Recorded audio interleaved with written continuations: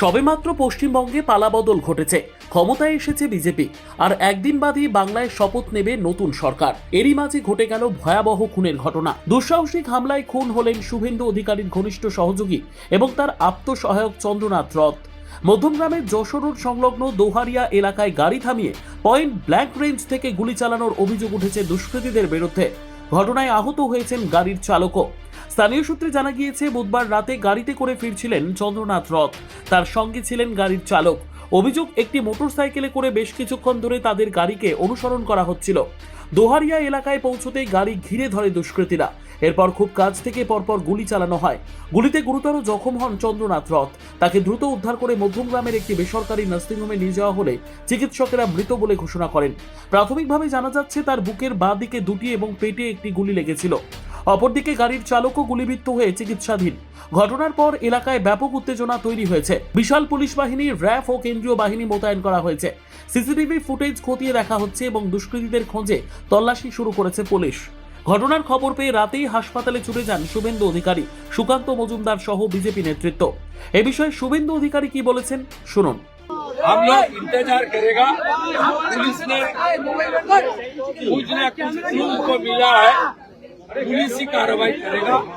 BJP देख रहा है, एक हमारी आईपीएस, हमारी लीडर भारती जी ने पुलिस का जो इन्वेस्टिगेशन और पीएनएसी क्या क्या हो सकता है वो उसको बारे में जानकारी इकट्ठा करेगा। बंगाल की जनता भी सुरक्षित नहीं है, ऐसी घटना हुआ है कि बंगाल की जनता 15 साल का महाजंगल राज का एक उफल का नतीजा है।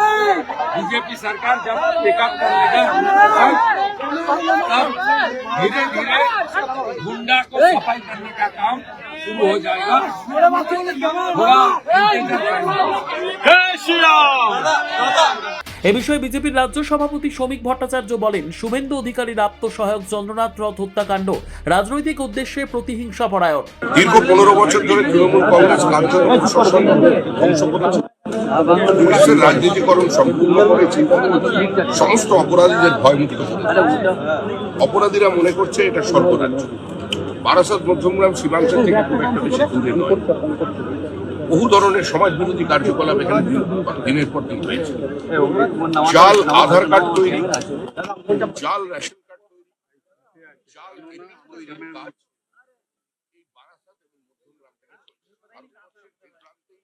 যে অনুপ্রবেশকারী ধরা পড়েছে তাদের সবাইয়ের কাছ থেকেই জেরা করে এটা পাওয়া গেছে তারা কার্ড সংগ্রহ করতে। এটা স্পর্শকাতর অঞ্চল এবং এখানে যেভাবে হত্যাকাণ্ড হলো কার্যত সেটাকে একটাই বার্তা দেওয়ার জন্য হলো, মানে এটা প্রধানমন্ত্রী দুদিন পরে আসছেন তাকে বার্তা দেওয়ার জন্য, নাকি বিজেপির বুকের উপর গুলি করা। এইভাবে কোন ধরনের উত্তেজনা তৈরির চেষ্টা হচ্ছে, অস্থিরতা তৈরি করার চেষ্টা করা হচ্ছে পশ্চিমবঙ্গে বিভিন্ন জায়গায়। আমি আমার দলের কর্মীদের বার্তা দিয়েছি এবং প্রশাসনকে বার্তা দিয়েছি যে যদি কোনো জায়গায় কোনো অশান্তি তৈরি করে সেখানে ব্যবস্থা নিয়ে বড় পদক্ষেপ দেখবেন। কিন্তু এটা কি হলো, আমরা জিতলাম, আমাদের 3 জন কর্মী মারা গেল। কালকেও বসিরহাটে আমাদের এক কর্মী 4 রাউন্ড গুলি চলেছে। আমাদের কি ক্ষমতা নেই? সিংহ স্থবির বলে যদি কেউ মনে করে তাকে পদাঘাত করবে, ভুল করছে। আমরা তৃণমূলের ভাষায় কথা বলতে জানি, কথা বলতে পারি, কিন্তু তাও বলছি না, বলবো না। এটাই হচ্ছে আমাদের স্ট্যান্ড। কিন্তু এই যে ঘটনাটি ঘটল, যার সঙ্গে রাজনীতির দূর দূর পর্যন্ত কোনো সম্পর্ক নেই, তিনি একজনের আত্মসহায়ক, একজন অরাজনৈতিক ব্যক্তিত্ব, প্রাক্তন একজন সেনা কর্মী। আজকে তাকে এভাবে পয়েন্ট ব্ল্যাঙ্ক রেঞ্জে গুলি করে মারার উদ্দেশ্যটা কি? এটা সম্পূর্ণভাবেই একটা পরিকল্পিত প্রতিহিংসাজনিত রাজনৈতিক হত্যাকাণ্ড। এর বেশি কিছু বলতে পারছি না, কারণ এদিকে এই ঘটনার পর থেকে ভেঙে পড়েছেন চন্দ্রনাথের পরিবারের লোকেরা। তার বাড়িতে ভিড় জমিয়েছেন প্রতিবেশীরা। এই বাড়িতেই থাকেন চন্দ্রনাথের বৃদ্ধা মা। ছেলের মৃত্যু শোকে কাতর তিনি। দোষীদের শাস্তি চাইলেন। চাইছি দোষীরা শাস্তি পাক। কি শাস্তি চাইছেন? আমি একজন মা, আমি চাইবো না তাদের ফাঁসি হোক, যাবজ্জীবন কারাদণ্ড চাইছি। আর চাইছি যে আমরা ভারতীয় জনতা পার্টি করি বলে আমরা আজকে ক্ষমতায় আসার জন্য আমাদের সভাপতি বিরোধী দলনেতা যখন বলছেন সুশৃঙ্খল ভাবে থাকতে, তখন শাসক দলের যারা গরম গরম বক্তব্য দিয়েছিল যে 4 তারিখের পরে দিল্লির কোনো ভাব রক্ষা করতে পারবে না, সেটাই তারা দেখিয়ে দিল। আমি আজকে নতুন সরকার যে গঠন করবে তার কাছে জানাবো যে আমার ছেলের এই মৃত্যুর জন্য শাস্তিটুকু হয়। আমার ছেলে যদি অ্যাক্সিডেন্টে কোনো অঘটন ঘটতো, আমার মনে হয় এত কষ্ট হতো না। তাকে যেভাবে কষ্ট দিয়ে এতটাইরা মারলো, কি পুরো কারণ? তৃণমূলেরই সাজানো গল্প। কি কারণে মৃত্যু হতে পারে বলে আপনি মনে করছেন মা হিসাবে? আমার মনে হয় ও এই ভোটের লড়াইতে ভবানীপুর, নন্দীগ্রাম, চণ্ডীপুর বিভিন্ন জায়গার দায়িত্বে ছিল, যার জন্য আমার মনে হয় ওর প্রতি টার্গেট ছিল তৃণমূলের, যে ওইখানে শুভেন্দুবাবু মমতাকে হারিয়েছে, যার জন্য আমার মনে হয় এই প্রতিশ্রুতি। অন্যদিকে চন্দ্রনাথ রথ খুনের তদন্তে এবারে উঠে এসেছে শিলিগুড়ির যোগসূত্র। পুলিশ জানতে পেরেছে এই নৃশংস হত্যাকাণ্ডে আততায়ীরা যে 4 চাকা গাড়িটি ব্যবহার করেছিল তাতে লাগানো ছিল শিলিগুড়ির ভুয়ো নম্বর প্লেট। গাড়ির নম্বরের সূত্র ধরে পুলিশ শিলিগুড়ির শিব মন্দির এলাকার বাসিন্দা উইলিয়াম জোসেফের হদিশ পায়। বুধবার গভীর রাতে তাকে থানায় ডেকে পাঠিয়ে দীর্ঘক্ষণ জিজ্ঞাসাবাদ করা হয়েছে। ये रात को अराउंड 11-12 बजे से पहले हो सकता है, 12 बजे से पहले तब उनको फ़ोन आया कि कलकत्ता से फ़ोन आया कि आपका गाड़ी कहाँ है, आप कहाँ हैं? तो हम बोला हम तो सिलीगुड़ी में हैं। तो बोला ठीक है, आपका गाड़ी का नंबर जो है, आपका गाड़ी का नंबर यूज़ करके कोई एक मर्डर हुआ है, तो इसका डिटेल्स आप भेजिए। गाड़ी अभी फ़ोटो लेके गाड़ी का डिटेल्स हमको भेजिए। फिर हम भेजा। उसके बाद में सिलीगुड़ी थाना से कमिश्नर ऑफिस से फ़ोन आया। उसके बाद उन लोग यहाँ आया, हमको मिला, हमको थाना में लेके गया, गाड़ी को भी लेके गया और सारा जो भी उनको इंक्वायरी करना था किया। गाड़ी को चेक किया, चेसिस नंबर वगैरह, रजिस्ट्रेशन नंबर वगैरह मिलाया।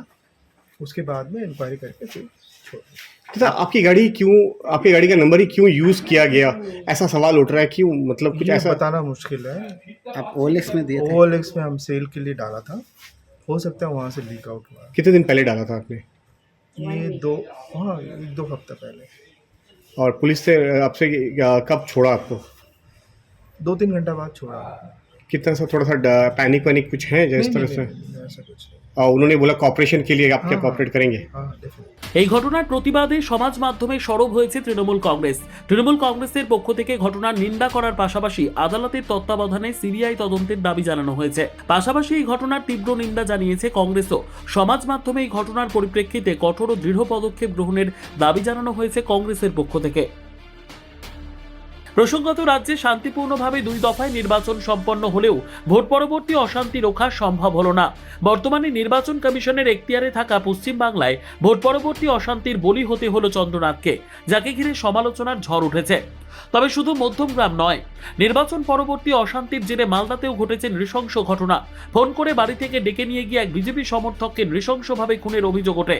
ঘটনাকে ঘিরে চাঞ্চল্য মালদার ইংরেজবাজার পৌরসভার 1 নম্বর ওয়ার্ডের গাদুয়ামোড় এলাকায়। মৃতের নাম কিষান হালদার। পরিবারের অভিযোগ, বুধবার রাতে তাকে কয়েকজন ফোন করে ডাকে। এরপর বাড়ি থেকে প্রায় 500 মিটার দূরে মহেশপুর বাগানপাড়া এলাকায় তার রক্তাক্ত দেহ উদ্ধার হয়। এই ঘটনায় আরও 2 বন্ধু আহত হয়েছে। তারা মালদা মেডিকেল কলেজে চিকিৎসাধীন। ঘটনার তদন্তে নেমেছে পুলিশ। আমি কালকে যখন রাত্রে 8:30 বাড়ি আসছিলাম তখন দেখছি ঘুমিয়েছিল। আমিও এসে টিভি খুলে খবর টবর দেখছিলাম।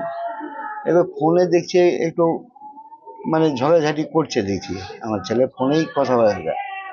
হ্যাঁ ঠিক আছে, আসছি, হ্যাঁ দেখি কি করবে, এরকম ধরনের একটা কথাবার্তা বলছিল। এবার আমার মেয়ে এসছে বলে আমি উপরে ঘুমাতে চলে গেলাম। তা আমার সকালবেলা আজকে কাজ ছিল রাজগঞ্জ যাওয়ার। তারপর অনেকক্ষণ 10:30 11টার দিকে তখন বাড়িতে চলে আসি যে অমুক জায়গাতে কেটে দিয়েছে। তখন আমি উঠে হসপিটালে গেলাম। আপনার ছেলেকে কি ফোন করে ডাকা হয়েছিল? হ্যাঁ ফোন কারা করেছিল? ফোন এখানকারই আছে। হ্যাঁ, গলার ওই মোবাইল যেটা আছে আমার ছেলের মোবাইল আমার কাছেই আছে। এবং ওই মোবাইলটাতে কে ফোন করেছিল, কে ফোন করেছিল, কেন করা? হ্যাঁ ওই যে আমি ঠিক বলতে পারছি টাকা পয়সা, জমি জায়গা? না, ও তো বিজনেস করে আর কি। হ্যাঁ, শুনতে পেলাম চেঁচামেচি হচ্ছিল, বাইরে বেরোলাম যে এরকম কিষানকে মেরেছে, তখন আমি ওর দাদা হয়ে আমি হাসপাতালে গেলাম। সরাসরি আমাদের একটা বোন জামাই আছে, বাবু নাম, ওকে নিয়ে আমি ওটিতে ঢুকলাম। ওটিতে ঢুকে দেখলাম যে বেডে পড়ে আছে। তারপরে ওখানেই হাসপাতালে শুনতে পেলাম যে এরকম গোলামের ছেলে সুমন তাকে মেরেছে। হ্যাঁ, আর ওকে তো গাড়িতে করে বিজেপির লোকটা একটু সমর্থন করেছে। চাইছি যে অন্যায় করেছে, অন্যায় তো শাস্তি দিতে হবে, তাই না? মায়ের কোল হারা একটা ছেলে চলে গেল, কেন খুনোতে হলো? কেন খুনোতে হলো এটা ঠিক জানি না, ভেতরের ব্যাপারটা কি আছে। রাজনৈতিক কোনো প্রতিহিংসা? না, এরকম কিছু দেখিনি, শুনেও নি। নতুন সরকার গঠন উপলক্ষে রাজ্যে আসছেন প্রধানমন্ত্রী থেকে শুরু করে কেন্দ্রীয় স্বরাষ্ট্রমন্ত্রী এবং বিভিন্ন রাজ্যের মুখ্যমন্ত্রীরা। আর তার মাঝেই রাজ্যে এই ধরনের পরপর ঘটনায় তৈরি হয়েছে উদ্বেগ। ব্যুরো রিপোর্ট, RCTV সংবাদ।